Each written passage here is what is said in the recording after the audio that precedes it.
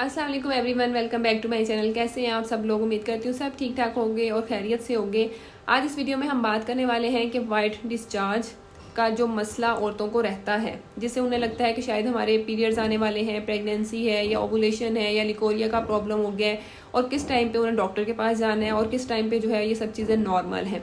ये सब बातें आज हम इस वीडियो में डिस्कस करेंगे, लेकिन उसके लिए आपने इस वीडियो को कंप्लीट देखना है और चैनल को सब्सक्राइब भी कर देना है, लाइक और शेयर भी करना है वीडियो को।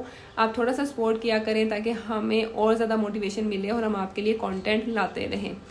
तो अगर सबसे पहले बात करें जी वाइट डिस्चार्ज की, तो एक चीज़ आपको क्लियर कर दूं कि ज़रूरी नहीं है कि जब आपको वाइट डिस्चार्ज हो रहा है तो आपको लिकोरिया का ही प्रॉब्लम हो गया है या फिर आपकी प्रेगनेंसी ही है। अब आपने डिफ्रेंशिएट किस तरह करना होता है। नॉर्मली क्या होता है कि जब हमें पीरियड्स आते हैं कुछ दिन वो रहते हैं, उसके बाद हमारे कुछ दिन होते हैं जब हमें कोई डिस्चार्ज नहीं होता, ठीक है। उसके बाद हमें आहिस्ता आहिस्ता डिस्चार्ज स्टार्ट हो जाता है, फिर उसकी कंसिस्टेंसी में, उसके टेक्सचर में फ़र्क आना शुरू हो जाता है। जो तकरीबन 14वें से 15वें दिन में जो डिस्चार्ज होता है वो बहुत ही ज़्यादा एग वाइट होता है, एग की जो सफ़ेदी होती है उसकी तरह होता है, ट्रांसपेरेंट होता है। उसके बाद जो है आप ये भी कह सकते हैं कि जो हमारे नाक की स्क्रीशन होती हैं, जिस तरह की हमें कि नोज़िया आ रही होती है, उस टाइप का भी हो सकता है।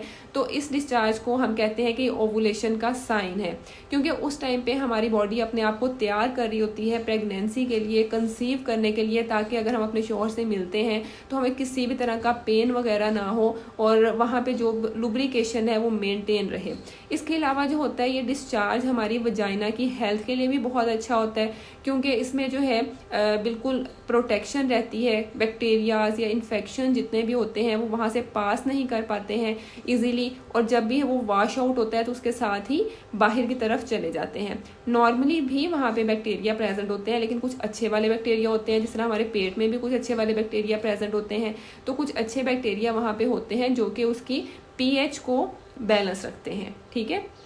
लेकिन कभी ऐसा होता है कि अगर हमें बाहर से कोई इन्फेक्शन आ जाता है और वो अच्छे वाले बैक्टीरिया काम करना छोड़ देते हैं और बुरे वाले जो है वो ज़्यादा स्क्रीशन बनाना शुरू कर देते हैं, तो उसकी वजह से हमें इन्फेक्शन का प्रॉब्लम हो जाता है। अब ये डिफ्रेंशिएट किस तरह करना है। आपको ये वाला डिस्चार्ज हो गया, उसके बाद जी आपका जो डिस्चार्ज होता है वो आहिस्ता आहिस्ता थिक होना स्टार्ट हो जाता है। जब वो थिक होना स्टार्ट हो जाएगा तो वो वाइट कलर का हो जाएगा और आहिस्ता आहिस्ता थिक होते होते वो ड्राई होना स्टार्ट हो जाएगा, उसकी क्वांटिटी कम हो जाएगी। और उसके बाद अगर आपको ब्राउन डिस्चार्ज आता है जो कि एक दिन रहता है, उसके बाद दूसरे दिन भी रहता है, तो आपके पीरियड्स आने वाले हैं, ठीक है। अगर आपका वो वाइट डिस्चार्ज बहुत ज़्यादा थिक और ड्राई होने की बजाय कंटिन्यू रहता है, ठीक है, इवन कि आपके पीरियड्स की डेट मिस हो जाती है और आपका वाइट डिस्चार्ज कंटिन्यू है, उसकी जो कंसिस्टेंसी है वो बहुत ज़्यादा थिक नहीं है जिस तरह की नॉर्मली होती है, क्योंकि अगर आप अपनी बॉडी को चेक करते रहें तो आप इस चीज़ को समझ सकते हैं कि नॉर्मली जो है वो किस तरह की कंसिस्टेंसी होती है। लेकिन अगर वो उसकी कंसिस्टेंसी थोड़ी सी वाटरी टाइप रहती है, वाइट होता है, लाइट येलो भी हो सकता है, डार्क नहीं लाइट येलो भी हो सकता है अर्ली प्रेगनेंसी के साइन में, और अगर आपको ब्राउन डिस्चार्ज हुआ उस टाइम पे हल्का सा और फिर उसके बाद वाइट डिस्चार्ज कंटिन्यू हो गया, ब्राउन कंटिन्यू ना रहा, तो फिर आपकी वो इम्प्लांटेशन ब्लीडिंग होती है और ये वाला डिस्चार्ज आपका साइन होता है कि आपकी प्रेगनेंसी हो चुकी है।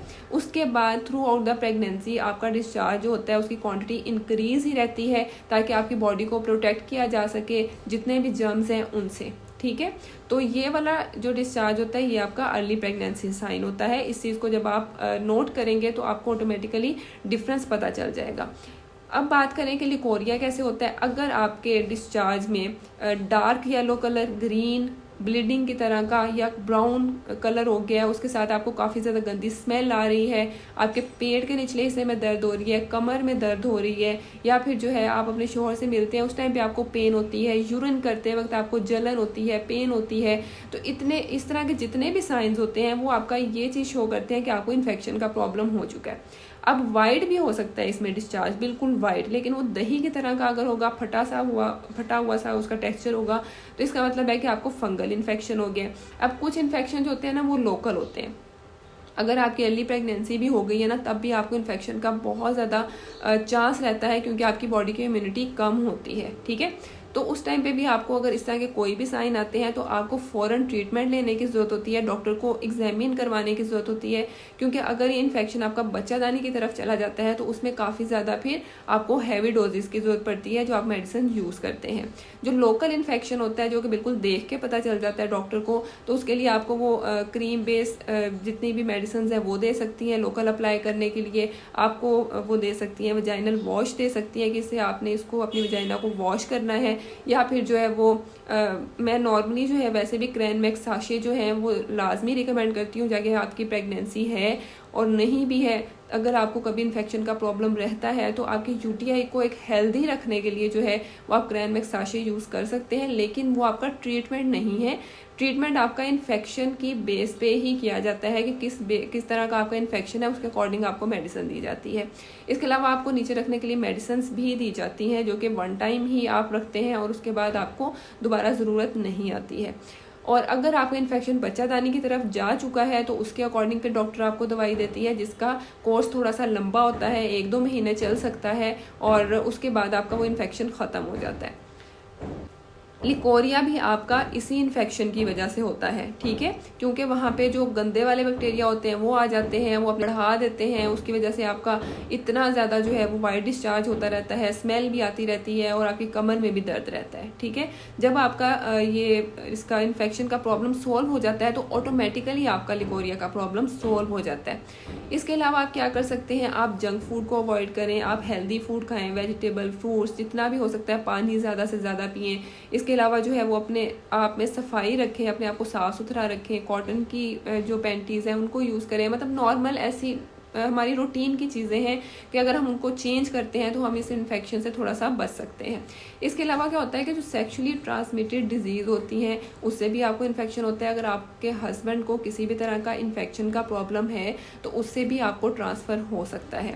नेक्स्ट, जब भी आप अपने शोहर से मिलते हैं तो उसके बाद आप अपने आप को लाजमी वॉश किया करें, क्योंकि जब आप वॉश नहीं करते हैं तब भी आपके इन्फेक्शन के चांसेस बहुत ज़्यादा होते हैं। प्रेगनेंसी में भी इवन अगर आप मिलते हैं तो उस टाइम पे भी आपने लाजमी वॉश करना है ताकि आपके ये इन्फेक्शन के चांसेस को ख़त्म किया जा सके।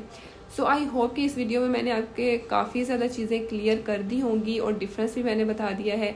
इसके अलावा आपका कोई भी क्वेश्चन है आप मुझे कमेंट सेक्शन में कर सकते हैं, क्वेश्चन ना भी हो तब भी आप अप्रिशिएट कर दिया करें थोड़ा सा कमेंट सेक्शन में। और अपना बहुत ज़्यादा ख्याल रखें, दुआओं में याद रखें। नेक्स्ट वीडियो तक के लिए अल्लाह हाफिज़।